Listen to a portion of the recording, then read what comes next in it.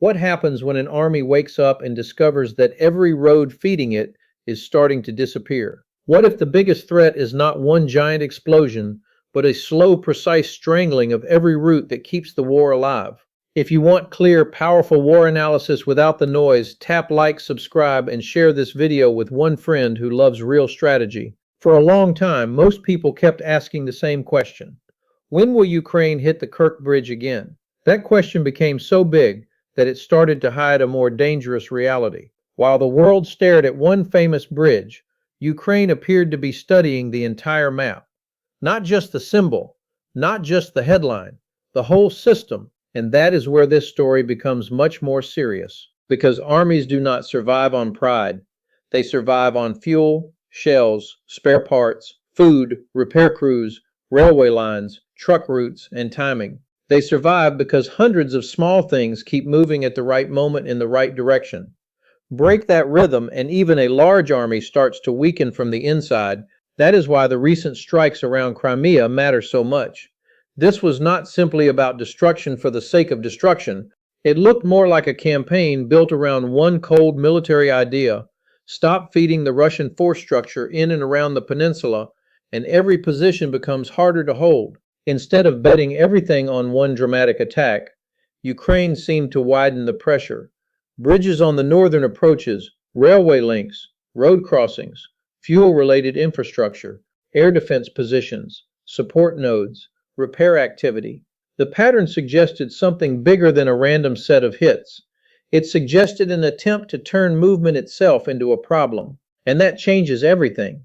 Because once movement becomes dangerous, time becomes a weapon. A delayed fuel truck matters. A slowed rail line matters. A destroyed span matters. A repair team forced to work under drone threat matters. A temporary crossing matters. A detour matters. None of these things alone wins a war. But together, they begin to drain tempo, confidence, and capacity. That is the heart of this story. Not one bridge, not one night, not one explosion, a system under pressure from many angles at once. Think about Crimea from the viewpoint of logistics. It is powerful when it is connected. It becomes vulnerable when those connections narrow. If Russia can move heavy cargo by multiple routes, it can absorb disruption. But if those options shrink, the burden on what remains becomes heavier and heavier. Then every surviving route becomes both more important and more exposed. That is why the northern approaches matter so much. They are not glamorous. They do not carry the same symbolic weight as the Kerch Bridge. But in military terms, they are arteries. Through them move trains, trucks, engineering assets, ammunition, fuel, and reinforcements. Cut enough arteries, and the body starts choosing which organs it can still support. Reports around this campaign described repeated strikes on bridges and crossings in a short period of time. The number itself is attention-grabbing, but the deeper meaning is even more important. Repetition forces adaptation. Adaptation costs resources. Resources pulled into emergency repair are resources not used elsewhere. Then, if repair crews are hit or forced to delay, the damage spreads beyond concrete and steel. It spreads into planning cycles, convoy schedules, and command decisions. And commanders hate uncertainty. A road that might be open is not the same as a road you trust. A bridge that might carry light vehicles is not the same as a bridge you rely on for heavy transport. A railway that may be repaired tomorrow is not the same as a railway that can sustain a campaign today. War punishes hesitation, but it also punishes overconfidence. So every disrupted route forces Russian planners into a bad trade. Move anyway and risk losses, or slow down and lose momentum. This is where the strategy starts to look less like harassment and more like starvation by engineering. Not starvation in the civilian sense, but military starvation. The slow denial of what an army needs to fight at full strength. Less fuel at the right moment, fewer shells reaching the gun line on time, more vehicle wear from bad detours, longer travel windows, more strain on drivers, more signatures for drones to detect, more repair demands, more bottlenecks. And bottlenecks in war can be fatal. One of the most important signs in this kind of campaign is whether the attacker also targets the repair process. If that happens, the message is brutal. Not only can we break your infrastructure, we can punish you for trying to restore it. That forces defenders to spend more air defense, more surveillance, more engineers, and more time just to recover basic movement. Suddenly, fixing one bridge is no longer a simple engineering task. It becomes a combat operation. That matters because Russia still has strengths. It has repair capacity, it has engineers, it can build temporary crossings, it can lay pontoon bridges, it can create dirt bypasses, it can reroute traffic. That means no single strike should be exaggerated into instant collapse. But that also means the real question is not whether Russia can repair one bridge. The real question is whether it can keep repairing many disruptions in many places under repeated pressure while still sustaining the front. That is a much harder problem, especially if the attacks are coordinated with pressure on air defenses, fuel storage, ports, and patrol assets. Then each response weakens another sector. Protect the bridge, and maybe another route gets less coverage. Guard the repair crew, and maybe a radar site becomes more exposed. Send patrol boats, and those boats themselves may become targets. Move supplies by ferry, and now the ferry network becomes more important than before. You can see how the trap forms. The more routes Ukraine pressures, the more Russia must concentrate value into fewer channels. But concentrating value into fewer channels makes those channels more attractive targets. That feedback loop is one of the most dangerous dynamics in modern war. It does not require complete destruction. It only requires enough repeated interference to turn efficiency into fragility. And Crimea, because of its geography, is especially sensitive to that kind of pressure. This is why so many analysts keep returning to the same broader idea. The fight is not only about territory, it is also about access. Who can move, how fast, how safely, how heavily, and for how long? If Ukraine can keep increasing the cost of Russian access, then even without a dramatic breakthrough on the ground, it can reshape the battlefield. Now, that does not mean every reported strike instantly changes strategic reality.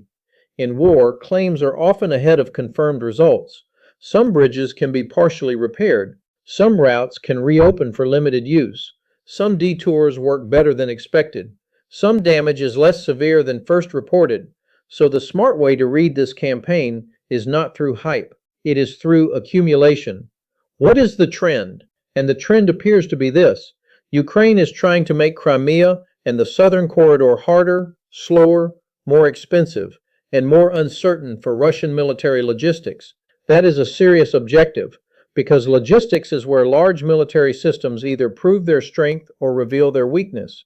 It is easy to talk about weapons. It is harder to talk about sustainment. But sustainment decides whether weapons arrive, whether troops eat, whether units rotate, whether damaged equipment returns, and whether a front line holds under pressure. Now let's go deeper, because the bridge story becomes even more powerful when you understand what Ukraine may be doing psychologically. There is a difference between attacking an object and attacking a belief. The Kerch Bridge is both infrastructure and symbol. It stands for connection, control, permanence, and political will. But if Ukraine spends weeks or months degrading every supporting route around it, the symbolic meaning of the bridge starts to change. It stops looking like a triumph of connection and starts looking like an isolated lifeline carrying too much weight. That is a psychological shift with military consequences, because a defended bridge under rising stress creates fear all around it. Truck drivers feel it, engineers feel it, air defense units feel it, commanders feel it. Even if traffic still moves, it moves inside a climate of expectation. Something else may be hit next. That atmosphere matters. Armies are physical systems, but they are also emotional systems. Anxiety slows decisions. Pressure clouds judgment. Repeated alarms wear people down. And modern drone warfare makes that worse. Why? Because drones do not just destroy, they haunt. They force constant watching, constant uncertainty, constant adaptation. A truck convoy does not only have to reach its destination, it has to survive an environment where the sky, the road edge, the coastline, and even the repair site may all be watched. That creates a level of tension that traditional maps do not fully show. Before we go further, take 3 seconds and do this your way. Tap like if you value calm analysis. Subscribe if you want the next breakdown before the headlines fade, and share this video with the one person who always asks what really matters in war. This is also where Ukraine's method appears to be evolving. Instead of seeing drones as simple flying bombs, the campaign treats them as a full systems tool. Some strike, some scout, some test defenses, some draw fire, some identify radar positions, some force enemy movement, some exploit the chaos that follows the first hit. In that sense, the drone is not just a weapon, it is a pressure machine. And when many pressure machines work together, even a strong defense can begin to look clumsy. Russia has not been passive in this environment. It has layered defenses around high-value sites, air defense systems, jamming efforts, patrol elements, physical barriers, smoke, emergency repair measures, alternate routes, ferries, and redundancy plans all matter. Anyone who assumes Russia cannot adapt is making a dangerous mistake. The Russian system has shown real persistence in restoring damaged infrastructure before, but adaptation is not the same as immunity. A bridge restored after attack is still evidence that it was vulnerable. A pontoon crossing built in response to damage is still proof that the original route was compromised. A ferry line expanded under pressure is still a sign that the normal transport pattern has been disrupted. In other words, every workaround is useful, but every workaround is also a confession, and war listens carefully to confessions, because each workaround reveals where the next burden will fall. If heavy cargo shifts to rail, rail matters more. If trucks are diverted to secondary roads, those roads matter more. If ferry service becomes vital, ferry timing, loading, and security matter more. If repair crews are protected by extra air defense, then those air defense assets are tied down and unavailable somewhere else. This is why a bridge campaign can have effects beyond the bridge itself. It can pull attention, resources, and fear across a much wider operational picture. Then there is the question of sequencing. Some of the most effective campaigns in modern war are not based on one powerful strike, but on the order of many smaller strikes. First, blind part of the defense, then hit support infrastructure, then force rerouting, then observe the response, then hit the response, then stretch the repair system, then create new uncertainty somewhere else. That kind of sequence feels less dramatic on social media, but militarily it can be far more dangerous. Because it teaches the defender a terrible lesson, there may be no safe phase. Not before the strike, not during the strike, not after the strike, and not even during repair. If Ukraine is truly achieving something close to that rhythm, then the effect is larger than bridge damage. The effect is operational fatigue. A military network that must keep improvising under pressure becomes less efficient over time, even if it does not visibly collapse. And that may be exactly the point. There is another layer here that often gets ignored. The Southern War is not only about what Russia can move, it is also about what Russia must defend. Every bridge, rail line, depot, radar site, port facility, and crossing requires some protection. The more Ukraine can expand the list of threatened targets, the more Russia faces an impossible math problem. It cannot place maximum defense everywhere at once, so choices must be made, and in war, forced choices are opportunities for the enemy. If too much protection goes to one iconic structure, secondary routes may grow vulnerable. If the defense spreads out too widely, none of the sites gets enough protection. If Russia increases repair and security around northern crossings, it may reduce flexibility elsewhere. If it moves cargo by alternate routes, it increases travel distance and exposure time. Every answer creates a new weakness. That is what makes this campaign feel so dangerous for Moscow. It is not only about broken infrastructure, it is about growing strategic discomfort. The sense that there is no perfect fix, only less bad options. And less bad options are the beginning of decline. At the same time, we should resist easy conclusions. Ukraine's strategy also has limits. Drone warfare at scale demands production, training, batteries, software, communications, intelligence, maintenance, and steady operational learning. A high strike tempo must be sustained, not just announced. Weather matters, countermeasures matter, Russian adaptation matters. Not every bridge can be kept unusable forever. Not every reported hit produces equal effect. That is important because serious analysis should not become wishful thinking. Still, there is a reason this pattern worries Russia. Even temporary disruptions can have strategic value if they happen often enough and across enough nodes. A bridge out for days matters. A rail line slowed for hours matters. A depot fire matters. A repair convoy delayed matters. A nervous transport system makes mistakes, and mistakes in war are expensive. So the real question is not whether Ukraine can create a perfect blockade overnight. The real question is whether it can create cumulative paralysis faster than Russia can restore normal function. That contest may decide far more than one bridge ever could. Now let's talk about the phrase many viewers keep coming back to, turning Crimea into an island. That phrase is powerful, but it should be understood carefully. It does not mean the peninsula physically detaches. It means access becomes so constrained, so risky, and so resource heavy that supporting a large military presence starts to feel like sustaining a remote outpost. The more roads are cut, the more rail is threatened, the more ferries are strained, and the more famous bridges carry oversized importance, the closer that condition comes. And once a military zone starts to feel like an island, every additional disruption hits harder. Why? Because there is less slack, less spare capacity, less room for delay, less flexibility in routing, less confidence that heavy cargo will arrive on time and intact. In that kind of environment, defenders start conserving. They plan more cautiously. They move differently. They guard more and trust less. That may not look dramatic on camera, but it is a real form of battlefield pressure. It also changes the political story. A regime can celebrate a bridge as proof of unity and control. But if the routes leading into that bridge are repeatedly attacked, and if military supply becomes more difficult month after month, then the symbol starts serving the opposite message. It starts asking a dangerous question. What good is a monument if the system around it is bleeding? That is why the northern gates matter. They are not just pieces of infrastructure. They are the doors through which Russia feeds its military footprint in Crimea and beyond. If enough of those doors are damaged, blocked, threatened, or degraded, the entire operational picture becomes tighter. And a tighter picture means less room for surprise, less room for surge, and less room for recovery after setbacks. For Ukraine, that creates opportunity. If Russian logistics in the south become more fragile, then every Ukrainian strike elsewhere can have amplified effects. A fuel shortage is more painful when transport is already stressed. Equipment losses are harder to replace when routes are slower. Rotation problems grow worse when crossings are unreliable. A defensive system under logistical pressure becomes more brittle under tactical shock.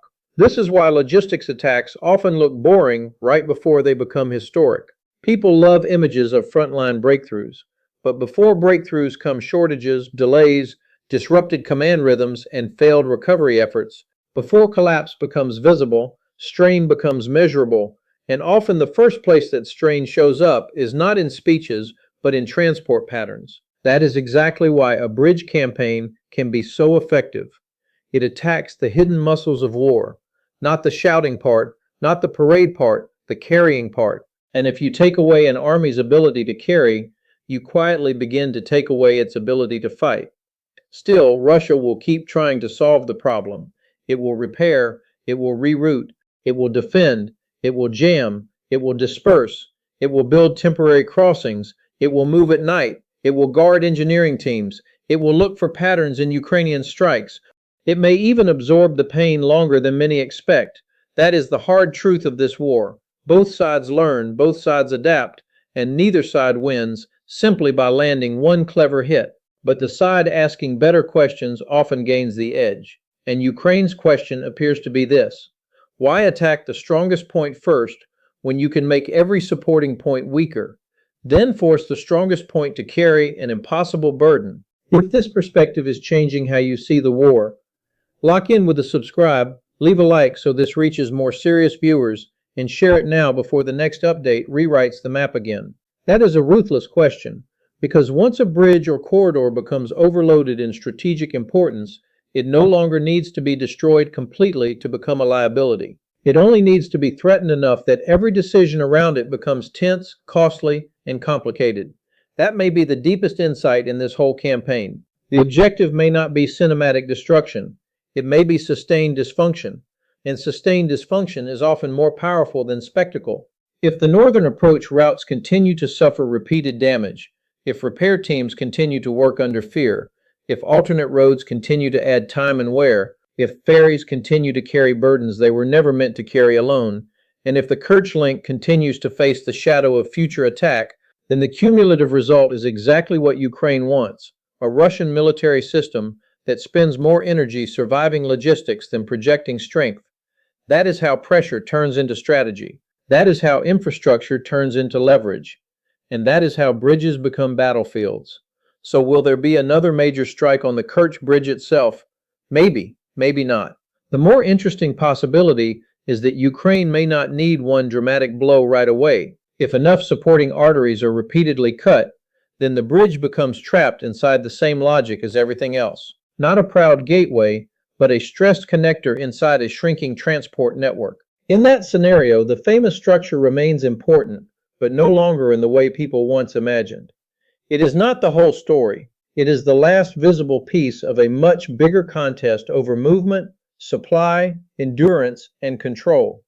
And that is why these bridge strikes matter so much. They suggest a war increasingly shaped by systems, not slogans, by tempo, not theater, by logistics, not legends. And in that kind of war, the side that can erase the enemy's options often does not need to erase the enemy all at once. It only needs to keep closing the gates. And here is the part many people miss, because sometimes the decisive battle is not where soldiers charge. Sometimes it is where trucks stop.